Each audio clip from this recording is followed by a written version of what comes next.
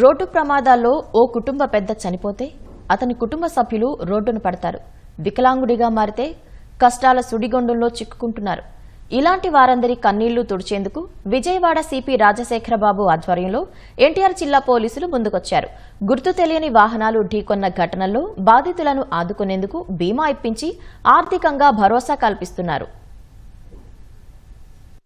Road ప్రమాదాలు చాలా కుటుంబాల్ని చిన్నాభిన్నం చేస్తున్నాయి.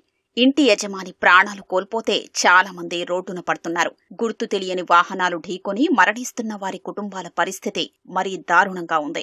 వాహనాల ఆచూకీ దొరక్క బాధితులకు పరిహారం దక్కటం లేదు. ఈ నేపథ్యంలో విజయవాడ సిపి రాజశేఖర్ బాబు సుప్రీంకోర్టు తీర్పు ప్రకారం జనరల్ ఇన్సూరెన్స్ కంపెనీ నుంచి బాధితులకు పరిహారం వచ్చేలా చేసి అండగా నిలుస్తున్నారు. కమిషనరేట్ పరిధిలో ఇప్పటి వరకు ఈ తరహా కేసులో 221 తేలగా 111 దరఖాస్తుల్ని ముంబైలోని జనరల్ ఇన్సూరెన్స్ కంపెనీకి పంపించారు. వీటిలో 15 కుటుంబాలకు తాజాగా పరిహారం మంజూరైంది.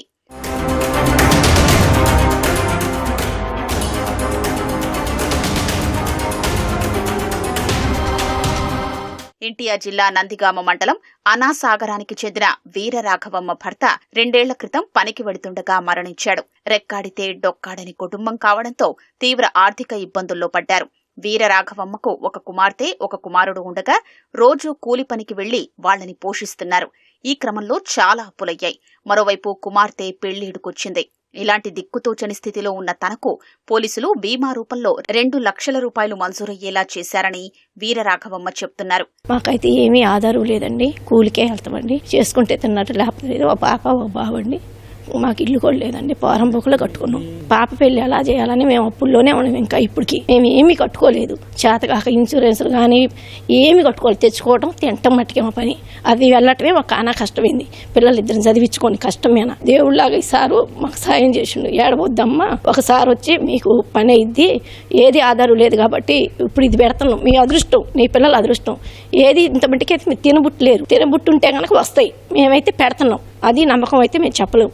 అది మీ అదృష్టం. నువ్వు చేసుకున్న పుణ్యం, నీ పిల్లలు చేసుకున్న పుణ్యం అని చెప్పారు. ఈసారి దయ వల్ల మాకు వచ్చినాయి 2 లక్షలు వచ్చినాయండి. నా శాతాన్ని బట్టికి ఆ 2 లక్షలు చేసుకుందాం, ఏదో దారి దొరికింది అనుకుంటున్నా.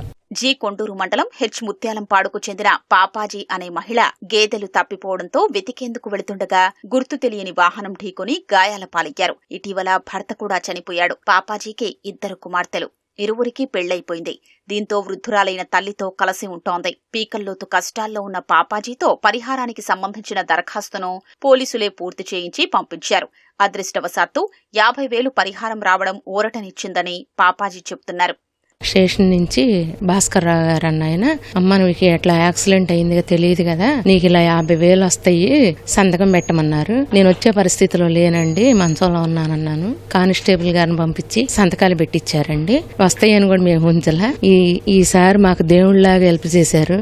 నవంబర్ 20వ తారీఖు మా భర్త గారు కూడా చనిపోయారు. చాలా ఇబ్బంది పడుతున్నారు. 2 పాపలండి పెళ్లిళ్ళే వెళ్ళిపోయారు. అమ్మగారు వయసు అయిపోయినా ఉంది. మా నాన్నగారు కూడా చనిపోయారు. మనుషుల్లో దేవుడు ఈసారి భర్త అనిల్ కుమార్ ఏడాది క్రితం రోడ్డు ప్రమాదంలో తీవ్రంగా గాయపడ్డంతో మాధవికి కుటుంబాన్ని పోషించాల్సిన పరిస్థితి వచ్చింది. ఈ క్రమంలో చేతిలో చిల్లి గవ్వలేక నరకయాతన అనుభవించామని మాధవి తెలిపారు. క్లిష్ట సమయంలో సిపి రాజశేఖర్ బాబు చొరవతో 50,000 రూపాయల పరిహారం వచ్చిందని చెప్తున్నారు. మా హస్బెండ్ కి జనవరి 7వ తారీఖు 2024లో రోడ్ యాక్సిడెంట్ అయిందండి. కుడికాలు తొడ వరకు తీసేశారు. అయిన వాళ్ళు కూడా ఆ టైంలో మాకు సాయం చేయాల్సి వస్తుందని చెప్పేసి తప్పించుకొని తిరిగిన వాళ్ళు కూడా ఉన్నారు. ఇప్పటికీ ఈ 50,000 వచ్చినాయి అంటే నేను నమ్మను కూడా నమ్మలేదు సార్. దీనికి సిపి సార్కి థ్యాంక్స్. చాలా నరకం పడ్డాను సార్. నాకు ఒక ఆడపిల్ల, ఒక మగపిల్లడు సార్. వాళ్ళని చదివించుకోవడానికి కూడా నేను పడ్డ ఇబ్బందులు భగవంతుడికి నాకే తెలుసు సార్. నిజంగా ఇప్పుడు ఆ 50,000 నాకు ఎంతో కొంత ఊరటనిస్తుంది సార్. విజయవాడకు చెందిన కొండారెడ్డి అనే దివ్యాంగుణ్ణి గుర్తు తెలియని వాహనం ఢీకొట్టింది. కాలితోడ ఎముక విరిగింది. అలాంటి సమయంలో పోలీసులు దేవుళ్లా ఆదుకున్నారని బాధితుడు చెబుతున్నారు. నేను వికలాంగుణ్ణి. ఒక ఆటో నా 2 వీలర్ హ్యాండిల్ కు హిట్ చేయడం వల్ల ఇమీడియట్ గా నేను పడడం జరిగింది. అంటే ఆల్రెడీ వికలాంగుని కాబట్టి ఆ కాలు, కుడి కాలు, తొడ ఎముక మొత్తం 2గా అయిపోయింది.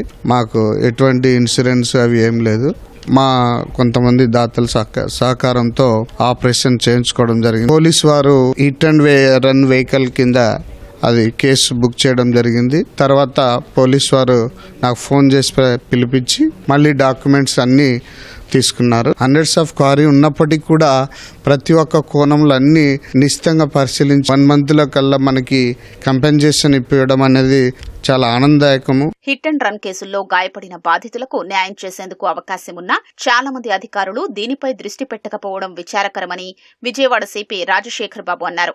తమ పరిధిలో జరిగిన ఘటనల్లోని బాధితులందరికీ పరిహారం అందేలా చూస్తామని తెలిపారు. Hit and run cases NTR police commissionerate లో గత 2-3 years లో 220 కేసెస్ ఉన్నాయి. విక్టిమ్ కాంపెన్సేషన్ ఫండ్ అనేది గవర్నమెంట్ ఆఫ్ ఇండియా తయారు చేసి జనరల్ ఇన్సూరెన్స్ దగ్గర ఒక ఫండ్ నుంచింది. 2024 జనవరిలో సుప్రీంకోర్టు ఒక గైడ్ లైన్స్ ఇచ్చింది. ఇది ఒక యజ్ఞంగా భావించి ముందుకు తీసుకెళ్లాలా, ప్రపోజల్స్ అంతా కూడా జనరల్ ఇన్సూరెన్స్ పంపాలన్న ఉద్దేశంతో ఇక్కడ సెటిల్మెంట్ ఎంక్వైరీ ఆఫీసర్ ఉంటారు, వారిని సంప్రదించడం జరిగింది. మల్లీశ్వరి అనే మహిళా సబ్ ఇన్స్పెక్టర్ వారి హస్బెండ్ ఎలక్షన్ రోజు చనిపోవడం జరిగింది, రోడ్ యాక్సిడెంట్ చనిపోవడం జరిగింది. ఆమె డిప్రెషన్ లో ఉండగా ఆమె సర్వీసెస్ ఉపయోగించుకోవాలా, ఎందుకంటే ఆమెకి ఎంపతి ఉంటుంది, ఇటువంటి విక్టిమ్స్ పట్ల ఎంపతి ఉంటుంది అన్న ఉద్దేశంతో ఆమెకి ఈ జాబ్ను అసైన్ చేయడం జరిగింది. ఆమె చాలా చక్కగా గత 3 months కూడా ఒక మహాయజ్ఞంలాగా దీన్ని నిర్వర్తించి చేయడం జరిగింది. టోటల్ అందరినీ ఎడ్యుకేట్ చేస్తూ ముందుకెళ్ళి ఒక 1 week క్రితము 30 కేసెస్ జిల్లా కలెక్టర్ గారు జనరల్ ఇన్సూరెన్స్ కంపెనీకి పంపడం అనేది ఒక 15 కేసెస్లో వారికి ఏదైతే కాంపెన్సేషన్ ఉందో రావడం చాలా సంతోషంగా ఉంది. ప్రభుత్వం ఆర్థిక సహకారం ఇచ్చే దాంట్లో మా వంతు పాత్ర కూడా ఉందని మేము భావిస్తున్నాము. ఏదైతే ఇనిషియేటివ్ ఉందో ఇది కలకాలం ఎన్టీఆర్ పోలీస్ కమిషనరేట్ చరిత్రలో కలకాలం ఉండిపోతుంది.